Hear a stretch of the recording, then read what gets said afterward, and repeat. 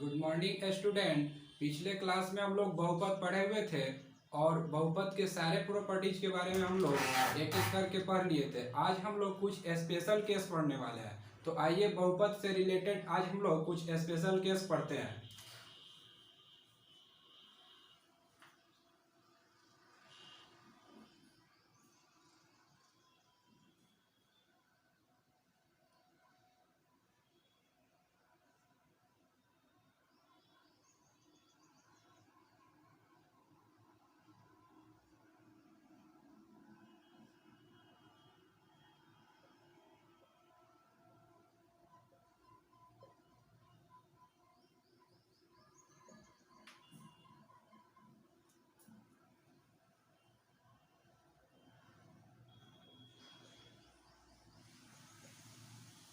लिखा हुआ है रैखिक बहुपद का सामान्य रूप ax प्लस बी होता है। तो इसको पहले समझिए, ये रैखिक बहुपद का सामान्य रूप है। तो इसको लिख सकते हैं px is equal to ax plus b, जहां px बहुपद को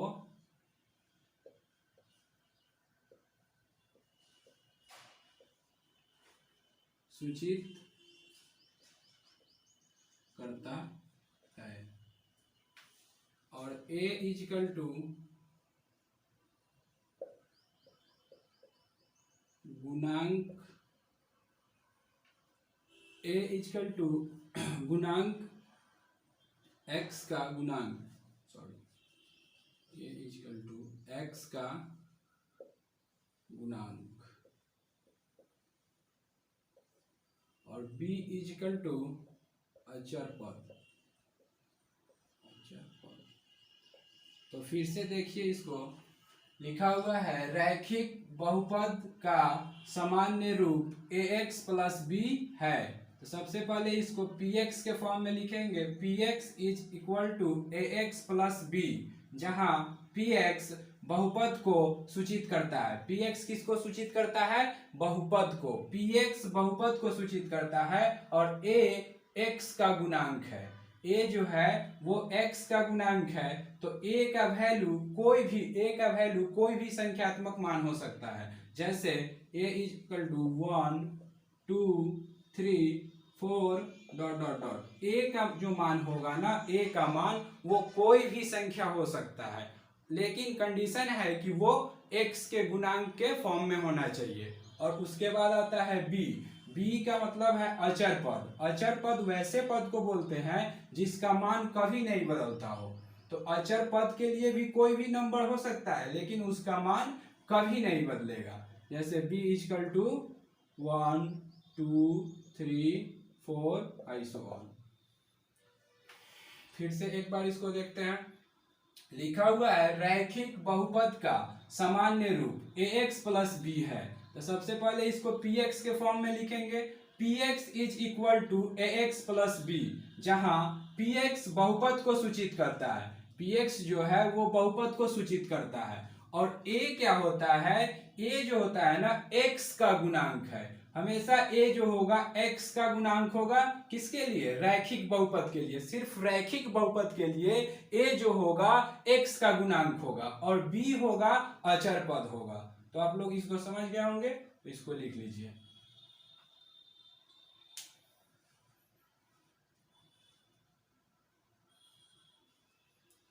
चलिए आगे बढ़ते हैं।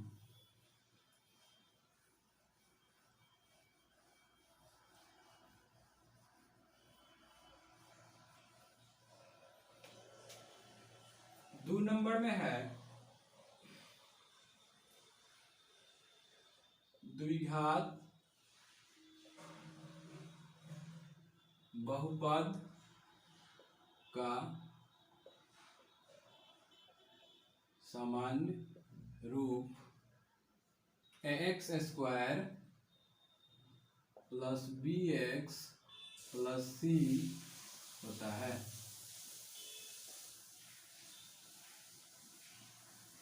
लिखा हुआ है द्विघात बहुपद का सामान्य रूप ax square plus bx plus c होता है। तो सबसे पहले इसको हम लोग px के फॉर्म में लिखेंगे। तो px is equal to ax square plus bx plus c। फिर जहां px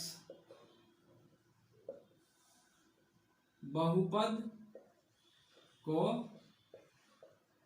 सूचित करता है,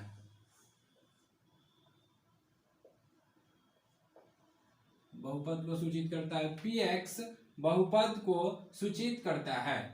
और a इजकल टू यानी a बराबर एक्स स्क्वायर का गुणांक, एक्स स्क्वायर का गुणांक, b बराबर x का गुणांक और c बराबर अचर पद। तो आप लोग ये बात तो समझ रहे हैं ना कि अचर पद क्या होता है, x का गुणांक क्या होता है और एक्स स्क्वायर का गुणांक क्या होता है। ये जो कंडीशन है ना, ये कंडीशन सिर्फ द्विघात बहुपद के लिए है। द्विघात बहुपद के लिए px जो होगा वो सूचित करेगा बहुपद को, और a जो होगा वो एक्स स्क्वायर का गुणांक होगा। द्विघात बहुपद के लिए a जो होगा वो एक्स स्क्वायर के गुणांक होगा, और b जो होगा वो x का गुणांक होगा, और c अचर पद होगा।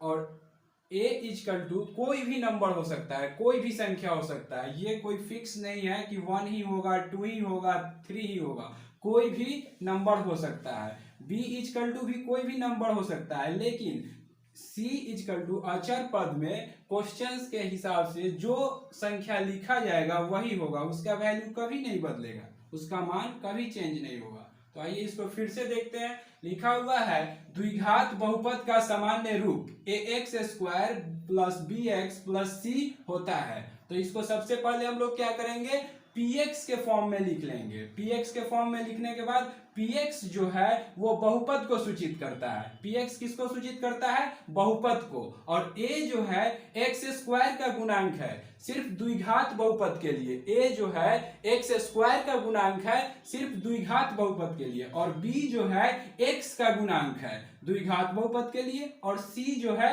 अचर पद है किसके लिए, द्विघात बहुपद के लिए। तो आप लोग इसको लिख लीजिए।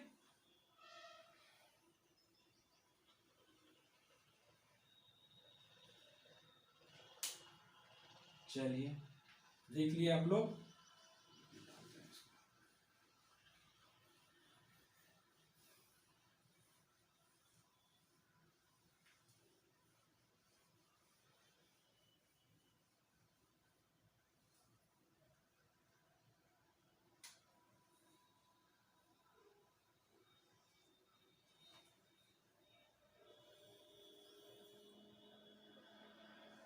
किसी भी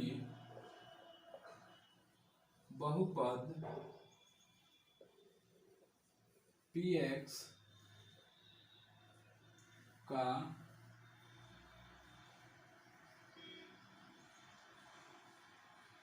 किसी भी बहुपद px का शून्यक x is equal to a तब होगा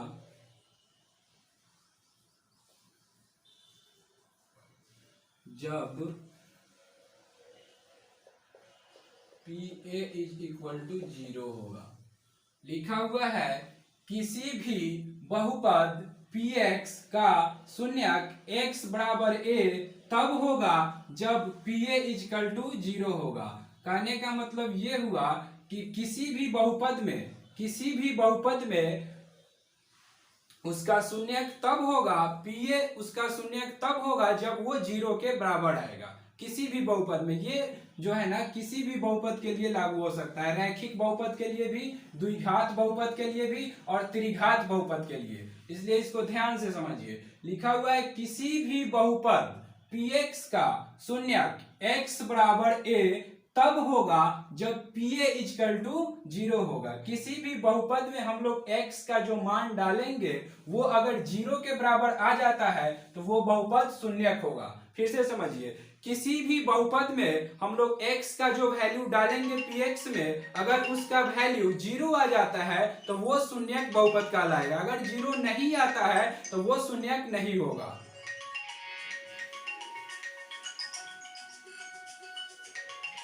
सेकेंड है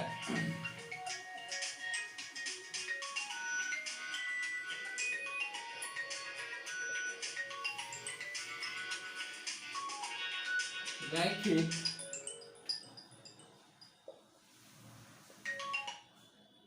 बहुपद का केवल एक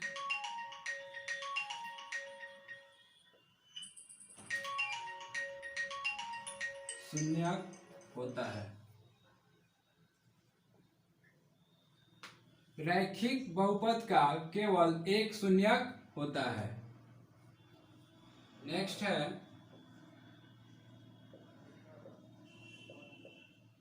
द्विघात बहुपद का केवल दो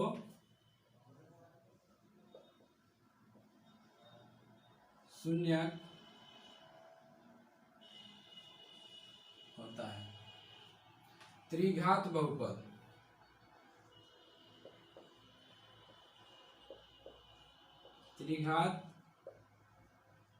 बहुपद का केवल 3 शून्यक होता है। त्रिघात बहुपद का केवल 3 शून्यक होता है। अब आइए नेक्स्ट, किसी द्विघात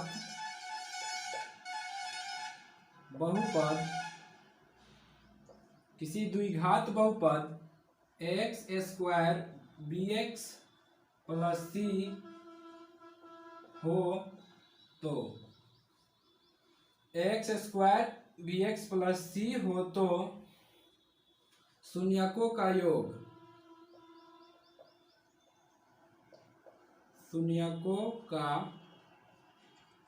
योग यानी alpha plus beta equal to minus b by a. शून्यकों का गुणनफल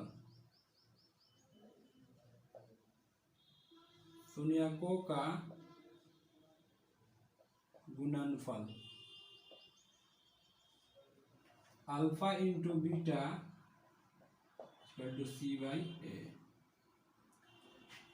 इसको आप लोग लिख लीजिए, उसके बाद फिर से एक बार हम समझा देंगे। इसको लिख लिए तो आइए फिर से समझाते हैं। यहाँ लिखा हुआ है किसी भी बहुपद px का शून्यक x बराबर a तब होगा जब pa इक्वल टू 0 होगा। ये कहने का मतलब ये बात हुआ कि किसी भी बहुपद में x का वैल्यू हम a पुट करते हैं तो वो अगर 0 के इक्वल आ जाता है, 0 के समान आ जाता है तो वो क्या हो जाएगा, शून्यक हो जाएगा।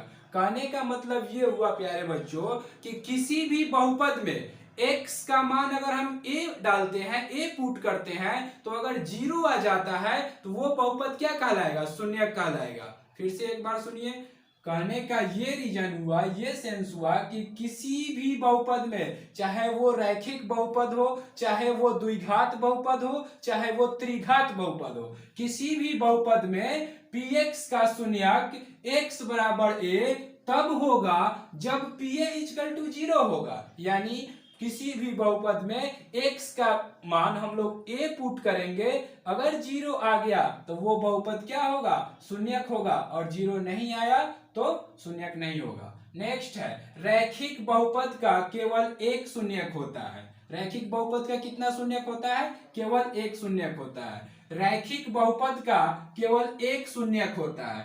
उसी तरह से है नेक्स्ट टर्म, द्विघात बहुपद का केवल 2 शून्यक होता है और त्रिघात बहुपद का केवल 3 शून्यक होता है।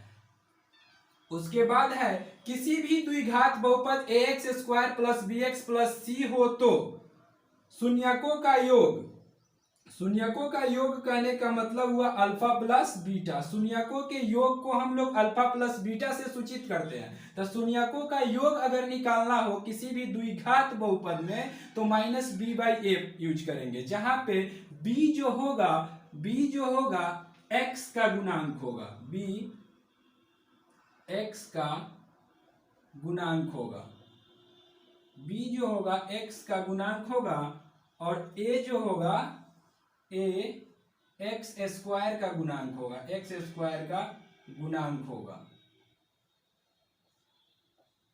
b क्या होगा, x का गुणांक होगा और a क्या होगा, एक्स स्क्वायर का गुणांक होगा। फिर से देखिए, किसी भी द्विघात बहुपद में अगर दिया हुआ हो ax square bx plus c के रूप में, तो उसके लिए अगर पूछा जाए क्वेश्चन में कि बच्चों ये बात बताओ कि शून्यकों का योग क्या होगा, तो शून्यकों का योग निकालने का फॉर्मूला होता है माइनस बी बाई ए, और शून्यकों के योग को हम लोग अल्फा प्लस बीटा से डिनोट करते हैं, और b जो होता है वो x का गुणांक होता है और a जो होता है एक्स स्क्वायर का गुणांक होता है। तो आशा करते हैं कि आप लोग समझ रहे होंगे, तो इसको लिख लीजिए।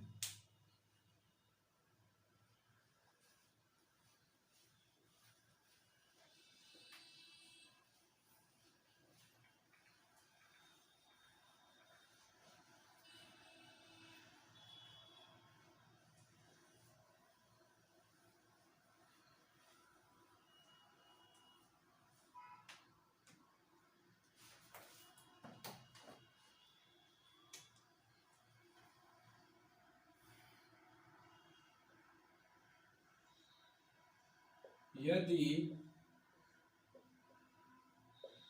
किसी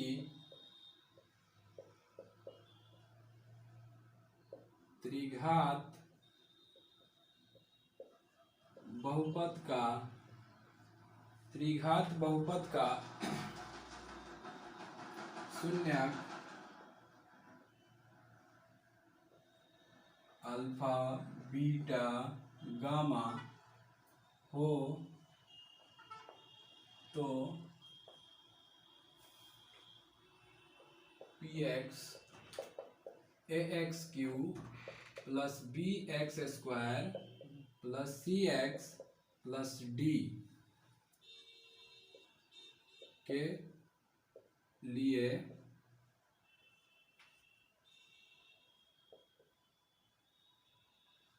शून्यकों का योग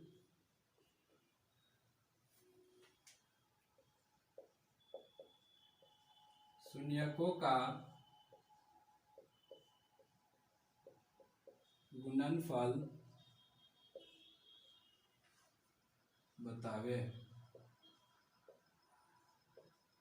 तो सबसे पहले लिखा हुआ है, यदि किसी त्रिघात बहुपद का शून्यक अल्फा बीटा गामा हो तो px equal to ax cube plus bx square plus cx plus d के लिए शून्यकों का योग और शून्यकों का गुणनफल बतावे। तो सबसे पहले इसको हम लोग px के फॉर्म में लिखेंगे, तो px is equal to ax cube plus bx square plus cx plus d। अब शून्यकों का योग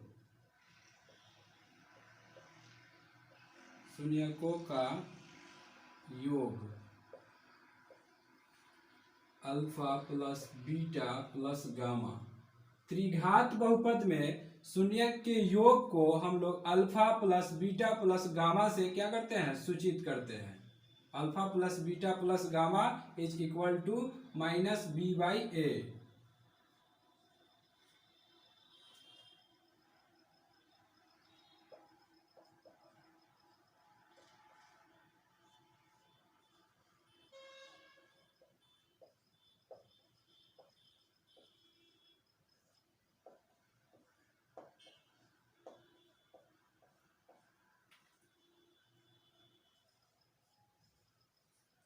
शून्यकों का गुणनफल, शून्यक के गुणनफल को हम लोग अल्फा बीटा गामा से डिनोट करते हैं, ये होता है D/A। तो इसको लिख लीजिए।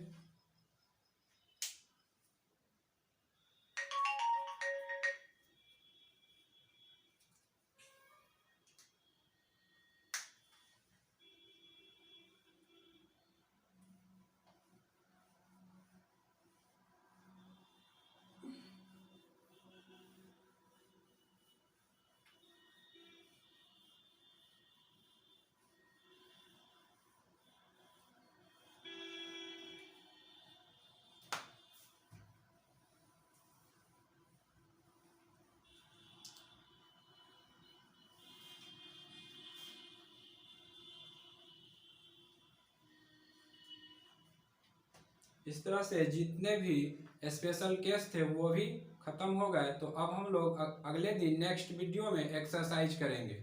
थैंक यू बच्चों।